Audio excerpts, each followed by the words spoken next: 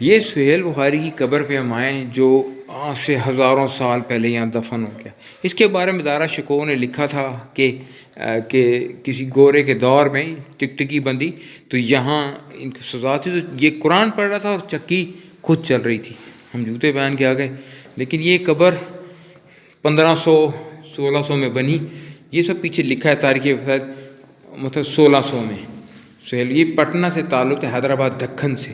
یہ قبر السلام علیکم یا اہل القبور، یہ خود بعد میں لوگوں نے ڈیولپ کر دیا، ورنہ ایسا کچھ بھی نہیں تھا.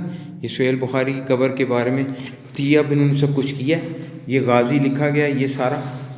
اگر آپ اس کو پڑھیں اشنا پہ تو یہ سارا یہ سب تاریخ وفات ضرور ہے، لیکن اس کے بارے میں کوئی ہسٹری خاص نہیں پتہ.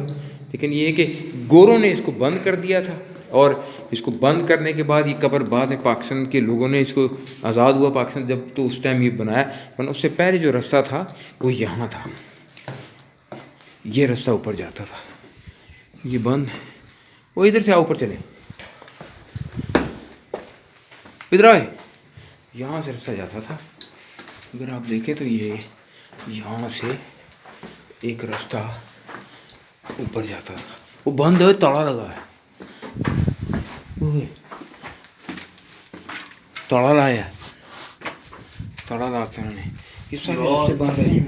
ہاں دیوار چیک کرو اور اندر یہ بہت خطرناک جگہ ہے. یہاں جو ہے نا دیکھ کے آئیں آپ. اگر آپ اکیلے آئیں تو آپ کی پچھلی سائڈ تباہ ہو سکتی ہے. احتیاط برتنی آپ نے. جلدی پہلے باہر نکلیں، جیسے کہ ملنگ بابا آئے اور کہے ماڑا لانی. باہر آ گیا ملنگ بابے سے، جلدی ٹائم پہ نکل آیا. یہ لکھا ہے اس کے بارے میں. باقی اب لوگ مختلف شہروں سے آتے ہیں، اس کو ڈسکور کرتے ہیں اور پھر یہاں سے دعائیں مانگتے ہوئے گھر چلے جاتے ہیں ادھر سے ادھر. جوتے یہاں اتارو وہاں اتارو، جو مرضی کرو. ہم نے تو جوتے اتارے نہیں. شاید سہیل بخاری کو پتہ چل گیا ہو. بقرعید کی مجھیں بھی چل رہی ہیں. اب ہم اوپر جاتے ہیں اور باقی آپ کو بتاتے ہیں کہ کہاں کہاں لونڈے بازی ہوئی.